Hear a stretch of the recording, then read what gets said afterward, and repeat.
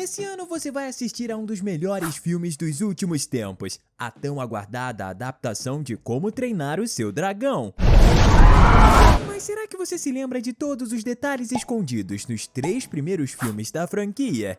Não, obrigado, eu tô sem fome. Depois da despedida do Banguela com o soluço, a gente vê que o nosso herói se transformou em um grande líder pro povo de Nova Berk. E que agora ele tá casado com a Astrid. Mas o Soluço não esqueceu o seu fiel amigo. E isso a gente pode ver no easter egg que tem em sua ombreira. Se você prestar bastante atenção, vai ver que nos ombros existe um dragão que claramente é uma insígnia do Banguela segurando a capa do protagonista. O filho mais novo do Soluço, Nufink, também é um garoto que lembra muito seu pai. Provavelmente seria ele o protagonista de uma possível continuação, mas com a diferença de que ele tem o cabelo loiro da Astrid. Nessa cena em que o garoto tá voando com os pais nos dragões, a gente consegue ver que a fivela do seu cinto também é um Fúria da Noite, e claramente é uma homenagem pro Banguela. Será que isso pode significar que algum dia o Nufink vai continuar a aventura dos dragões, montando um dos filhotes do Banguela? Tomara que sim, mas até lá, pegue a sua pipoca e se prepara para ver 15 easter eggs dos filmes de Como Treinar o Seu Dragão,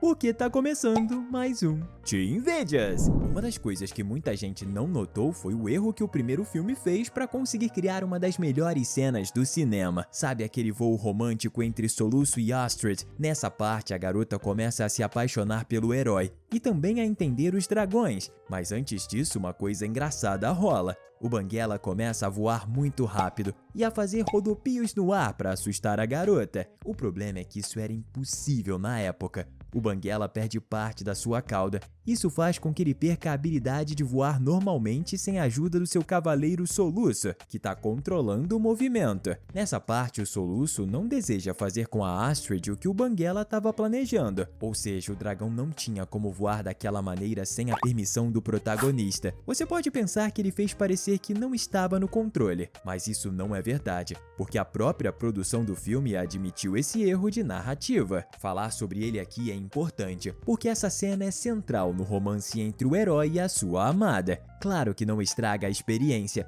mas é um detalhe bem legal de se notar. Um dos easter eggs mais divertidos acontece antes do filme começar. Na verdade, o detalhe é tão rápido e difícil de se ver que quase todo mundo deixou ele passar. E até hoje tem fãs que só percebem depois de ver ao filme mais de 2 ou 3 vezes. O Banguela, que é o dragão principal da trama, é o primeiro personagem a aparecer. Ele tá naquela icônica abertura da DreamWorks, onde uma criança tá sentada na lua, pescando nas nuvens. Depois do menino jogar a linha de pesca, um dragão escuro passa atrás da lua no céu noturno, mostrando como o Fúria da Noite é uma fera misteriosa, além de trazer muito do clima que o filme vai ter. Será que o live action vai usar o mesmo truque? Vamos esperar pra ver. Você já deve ter notado que o Banguela é um dragão que se parece muito com um tipo de animal que as pessoas estão acostumadas, correto? Ele é um dragão felino. Não vamos te explicar como isso é possível. Infelizmente, dragões não existem.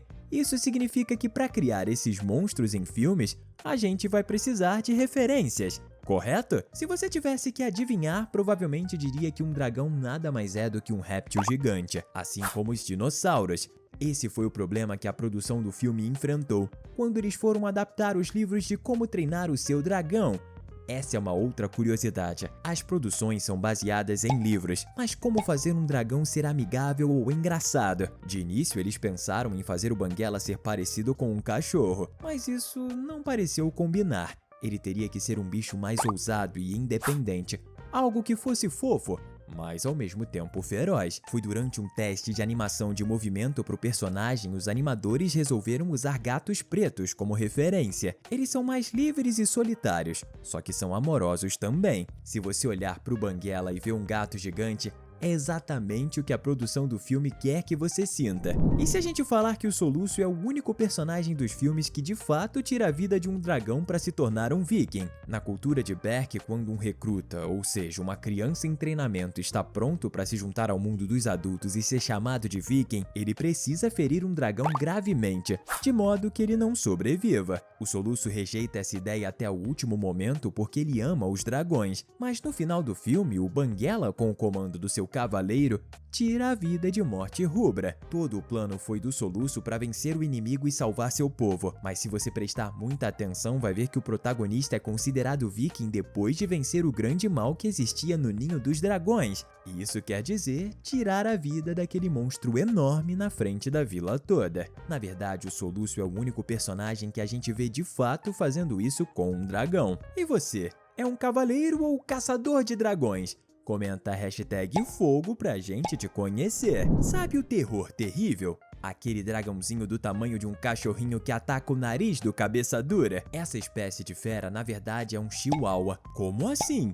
É exatamente o que você pensou. A produção do filme precisava de animal para fazer os sons desse dragão. E para isso, eles foram atrás dos barulhos de rosnado que os chihuahuas fazem. Para ser mais específico, o cachorro utilizado foi um chihuahua chamado Paco, que virou uma sensação da internet naquela época. E se você escutar os grunhidos desse cãozinho, vai notar os terrores terríveis na voz dele. Falando em voz, existe sim um idioma para os dragões desse universo, mas só os animadores sabem falar ele. O dragonês é uma língua falada pelos dragões nos livros desse mundo, ou seja, quando eles estão interagindo, existe sim um diálogo acontecendo. E até mesmo os produtores pensaram em trazer esse detalhe para a adaptação, mas no fim eles escolheram deixar o diálogo dos dragões um mistério para o público. O curioso é que os animadores precisam saber exatamente o que os dragões estão falando um para o outro na hora de animar, o que também quer dizer que somente eles entendem esse idioma. Será que o live action vai legendar os ruídos dos dragões?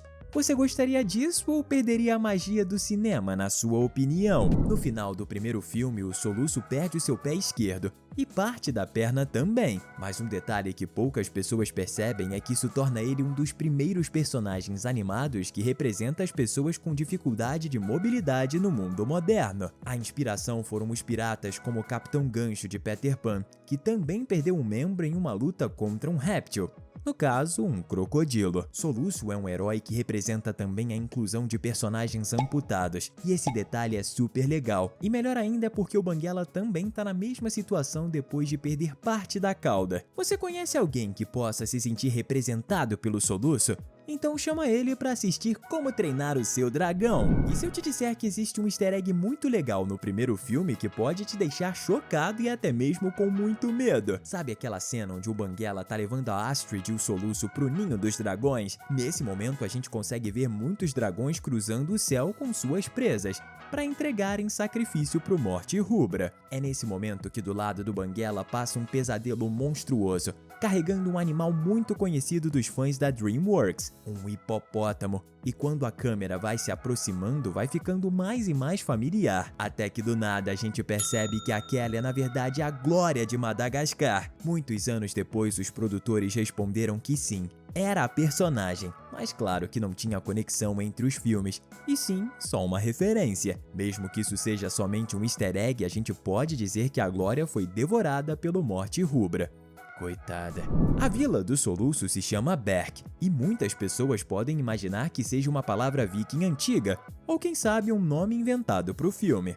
Mas não, Berk tem um significado no inglês europeu antigo, e é um termo no Reino Unido que significa pessoa estúpida, ou seja, é uma referência ao fato dos vikings desse universo serem completamente ignorantes em relação aos dragões, mas também é uma dupla referência, porque os vikings acreditavam que nomes ruins afastavam coisas ruins. É por isso que os personagens têm apelidos horríveis, como Melequento, Soluço e Cabeça Dura. Se você tivesse um nome viking, qual seria? Fezes fedorentas?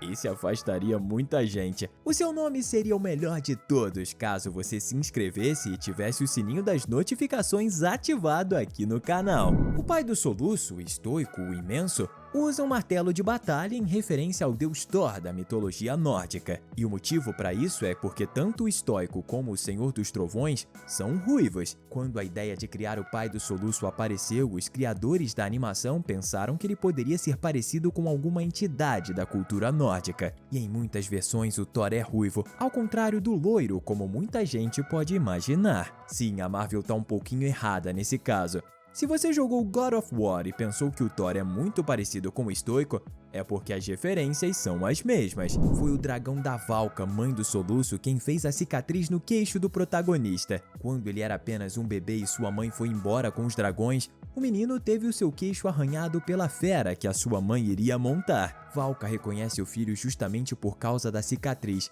quando os dois se reencontram muitos anos depois. A gente aposta que você nem mesmo notou que o personagem já tinha essa pequena cicatriz desde o primeiro filme. Mas sim, ela já estava lá. Quando você está tentando conquistar aquela pessoa especial, você costuma dançar de forma sedutora. Uma coisa engraçada que acontece no terceiro filme é a tentativa do Banguela de cortejar a Fúria da Luz. E para transformar essa cena em algo real, os produtores foram procurar no nosso mundo alguma referência. E claro que aquela dancinha do amor foi baseada na reprodução dos pássaros, mais especificamente a dança do pássaro do paraíso, onde o macho fica se exibindo no chão enquanto a fêmea fica dando risada no alto de um galho. E pensando, nossa, que boboca, gostei dele. Se o Banguela é baseado em um gato preto, saiba que a sua fêmea, a Fúria da Luz, é inspirada em um outro tipo de felino, um leopardo da neve, que é bem maior e mais agressivo, tornando ela o segundo dragão que foi baseado em um animal que não tem nada a ver com répteis. Sabe aquele dragão alfa do segundo filme que perde o posto pro Banguela? Muita gente se pergunta o que aconteceu com ele. E aqui tá a resposta. Ele aparece no mundo escondido na cena do terceiro filme, mostrando que agora ele faz parte do time do bem. E por fim, o estoico pode nunca ter conhecido os netos, mas com certeza passou as suas características para eles. O filho do Soluço gosta de bater a cabeça nas coisas do mesmo modo que o estoico fez para quebrar uma pedra quando ele era uma criança. Mas você não precisa quebrar a sua cabeça para saber onde encontrar as melhores análises de animações. Estamos deixando 2 conteúdos incríveis para você continuar se divertindo aqui com a gente. Valeu! E até a próxima!